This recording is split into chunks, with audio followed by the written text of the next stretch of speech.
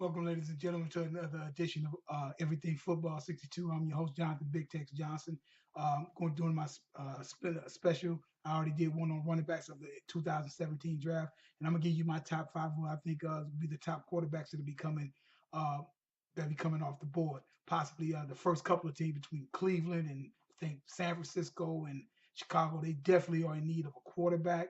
You to possibly the uh, jump down to possibly the New York Jets, as well as possibly the Buffalo Bills, going to be picking at number 10. Who's going to be needing a quarterback? First person I got going off the board, a quarterback.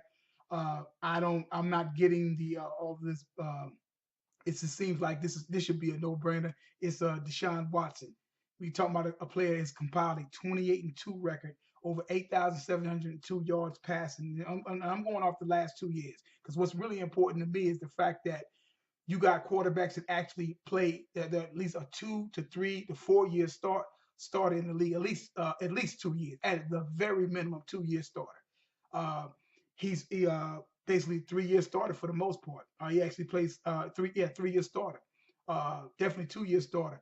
Compiled a 28-2 record. Like I said, 8,702 yards, passed and 76 touchdowns, uh, over 1,070 attempts and 721 completions. Now everybody was talking about this past year and his throwing interception. When you attempt a pass 1,070 times, something's going to happen.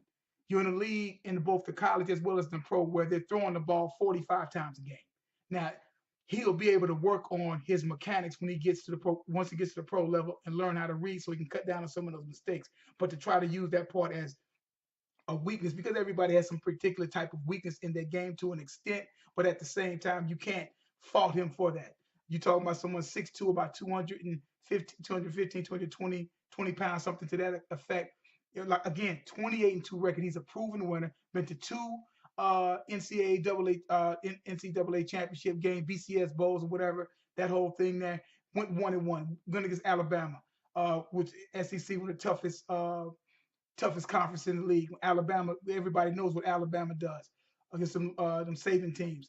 This man 1-1. If you saw the game this past couple of months, you saw it didn't look good. And then what did he do? He's a fighter. This man does not give up. This young man does not give up. He's going to keep throwing that ball like it's nothing. When somebody like Brett Favre or these other type of quarterbacks do it, where they're known as gunslingers, I know that's a pro thing, but at the same time, you'll say, "Oh, he's a gunslinger." Well, this guy does not say quit. Seemed to be a good student and everything on and off the field and whatnot, like I said. And 76 touchdowns in the last 2 years and compiled of a 28-2 record. Like his size, his athletic ability, he may not have the biggest arm, but he has an arm enough. You don't have to sit up there and be able to throw out of the stadium. There's been plenty of quarterbacks that can throw out of the stadium, but can't read a defense and can't make plays when you need your team. In this line of work as a quarterback, because in my opinion, they keep trying to keep those quarterbacks, those guys, or just a pocket passer, because at a certain time in your career, you're supposed to sit back and be able to do that. At this particular time, the first 3 or 4 years, if you have a dual threat quarterback, let him be a dual threat quarterback. It gives him a learning. He's learning, and then eventually he will learn to sit back in the pocket and be able to read his defense. But because everything is supposed to be done so fast, if you need to make a play, then somebody make a play. You know what I'm saying? If it's a 4 or 5 yards that you can get, 6 or 7 yards you can get, then somebody get those 6 or 7 yards as best way as they can. If it's the quarterback and he can run at the athletic ability and have the speed to do it, then go ahead on and do it. But watching this the one that I see coming out, first quarterback coming off the board. You know, he's the best quarterback in the draft as far as I'm concerned. Second, I got Patrick Mahomes, Texas Tech. Saw this kid play some via huddle, but I seen him out of East Texas, White House High School. Guy's a legend there. Put up some hell of a numbers as a high schooler. He actually got drafted, but because of his Texas Tech commitment, he his Texas Tech commitment, he went on and played. He basically jumped in, starting as basically a freshman. I think it's sixth or seventh game. I'm not too sure, but his last 2 years, 12 and 13. Let's not get too fickle on that. Based on the fact that he played for Texas Tech, they have no defense. They have no nothing.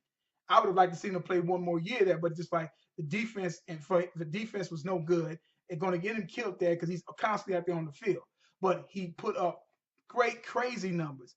And the Big 12 and whatnot. You're talking about 9,705 yards. These are the last 2 seasons. 77 touchdowns, only 25 picks. He threw the ball over 1,164 times, 752 completions.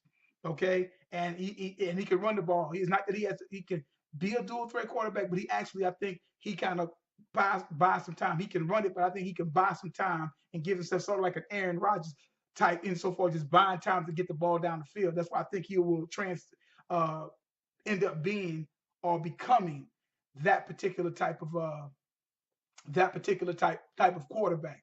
He has a big arm.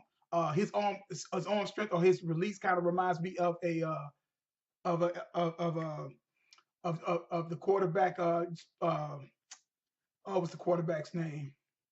Drew Bledsoe. Drew Bledsoe, kind of that kind of a build to an extent, a little bit, kind of that kind of release, a big arm and whatnot. And I think Mahomes can really beat him. He's a sleeper. It's like nobody was really talking about him not that long ago. And I kept saying, like, why isn't nobody talking about this kid? You don't lead the nation in 5,000 some odd yards passing and throwing for over 40 some touchdowns, and then nobody's even talking about you like you don't even exist just because you played on future Texas Tech. That doesn't mean nothing. Can he play the position? I think he can with some work. And I think, he'll be able to. He may go on later on in the first round, possibly second, probably. Next guy I got going off the board is Brad Kaya. 17-9 record, 6'4", 6,770 yards, 43 touchdowns, 12 picks over the last 2 seasons. Played there at Miami, ACC. Pretty solid quarterback in my opinion. Like I said, 6'4", he can put a little meat on those bones. I think he'll be a sleeper. He'll be okay. He has a 17-9 record. Again, this young man, 3-year starter. See, I'm looking for experience. You need experience of your leadership. That's what I'm looking for is experience and whatnot. And I think, with that, he'll be able to do something late second, middle second, possibly, that may end up, he may go at that time. Next guy, Deshaun Kaiser, 5,805 yards. Has a 14-11 record.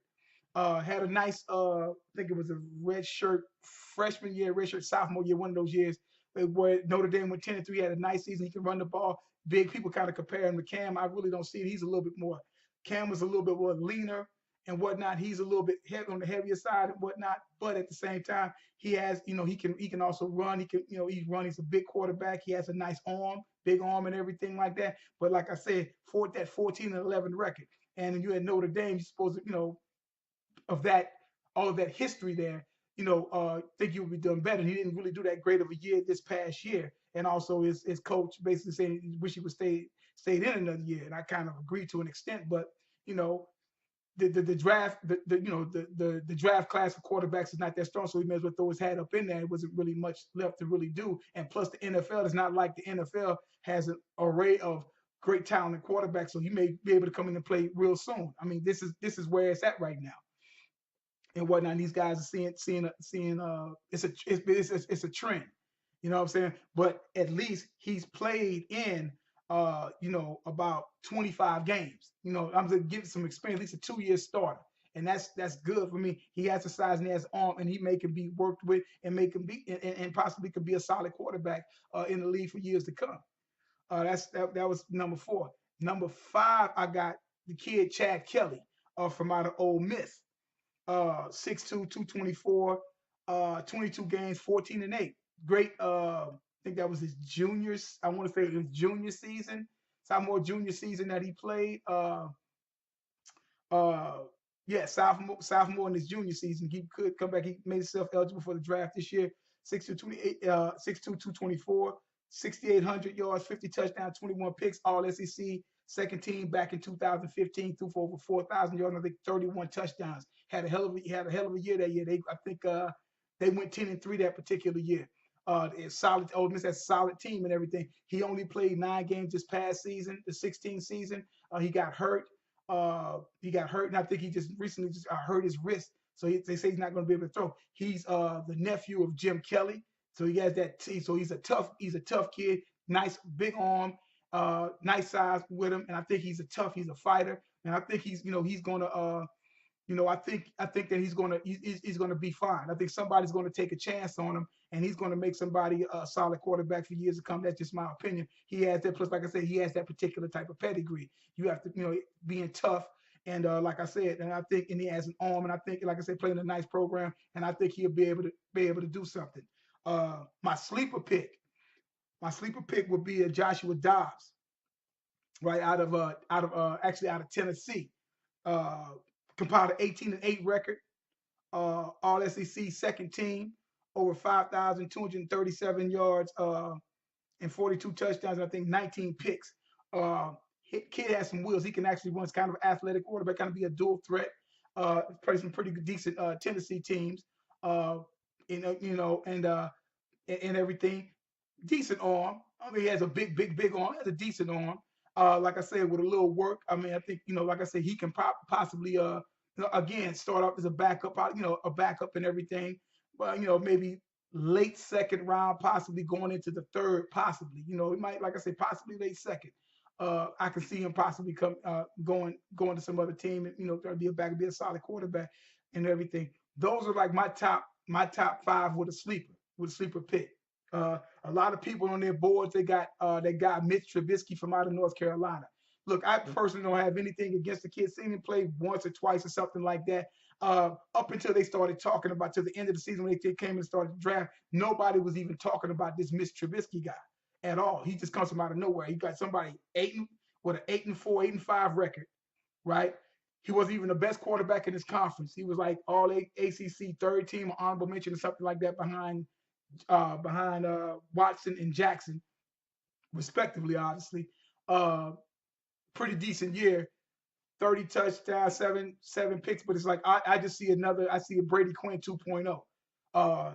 He get nice build, 6'2", 222 and everything like that. It just, to me, his throwing motion kind of reminds you of a Drew Brees, but I saw Drew Brees playing Purdue, and Drew Brees could throw the ball all over the field, and made some things happen. This kid, he's a one-year starter. You cannot go, in my opinion, even though that doesn't even mean anything when it comes to it, in my opinion, you cannot be a top 5 draft pick and you've only played one season as a starting quarterback. The only way you can pull that off, if you use like a Cam Newton type, if you've won the national championship, you led in passing, led in rushing, you take all the awards in your conference, you're All-American, Heisman Trophy, and you win the national championship, and you have all the physical measurements. Then you could talk about that 1-year wonder, and then going into the NFL to see what goes on there. But I cannot see this kid here, 8-5, decent junior year, and that's it. And he comes out because of the quarterback we can draft, but they're going to say, well, he goes over. How do you go over Deshaun Watson, who is a proven winner? 28-2 versus 8-5. I'll take 28-2 any day. You know what I'm saying? We're talking about 14-1 record, 2 years in a row. So how does all of a sudden Trubisky, all of a sudden, he's a natural born leader? Where? What is it that he did that made him a natural born leader or doing whatever? Like I said, to me, he's just another Brady Quinn. Got some nice size on him, looks good or whatever. It's supposed to be handsome and all this other kind of stuff. He looks the part. I don't care about looking the part. Brady Quinn looked the part. Brady Quinn wasn't the real deal at all, as we see what happened with that. So all these quarterbacks who look in the part are because he's done this and done that. And I think Brady Quinn was a little bit more decorated than this guy was. This guy played 1 year. 1 year. And all of a sudden, he's the best quarterback in the draft based on what? Now, I watched quite a bit of college football. There's some other guys who are experts is around the game all the time. My thing is when you hear a buzz, and I never heard no buzz for him during the season. Barely any after that. All of a sudden, bam! Oh well, this guy, Mr. Trubisky, and people were saying, "Who is Mr. Trubisky?" If you wasn't in the ACC, you don't even know who this guy is. So, I can't. When they do that, and to me, it's a slight because you got these different quarterbacks who are dual threat quarterbacks, and everybody's still looking for that quarterback that's not dual threat because they figure that dual threat quarterbacks can't play in the league or they can't win or something happens. It's just because that nobody, everybody, because they don't want to deal with that quarterback who had that dynamic to do both. And when they've done both, then have to coach him to try to get him to stay in the pocket. They'll learn to stay in the pocket after they get a certain time, certain age. You'll learn to stay in the pocket, just like a guy that can be a slasher in basketball who go to the hoop for 5, 6, 7 years, and then with his knees and when he gets older, then he'll learn to start having a jump shot. Well, the same thing can apply to quarterbacks as dual threats. But you can't, after a couple of years or whatever, and then throw them in the heat and say, well, they're no good and whatnot. So I really, so that's my take on that. But I don't see anything that will make Mitch Trubisky the best quarterback in the draft. I don't get it. You know what I'm saying? I really don't get it. But those are my top 5 with the sleeper. Check me out, Everything Football 62 YouTube. That's my YouTube channel. Subscribe for it. You got any questions or anything like that? Leave a comment. Holler at me. Got any questions? Or you want to know something to talk? We can talk football or what have you and stuff. What have you? Football history, the NFL. You can talk it all. Leave a question. Leave a question or anything like that, and we can get at it. Go over to Twitter page. Twitter. That's Everything Football 62. Tunt Ben 62. Become a follower. Hit me up. Follow me. All right. And like I said, got any questions? Hit me up on my YouTube page, or either hit me up everythingfootball62 at gmail.com. All right. Thanks.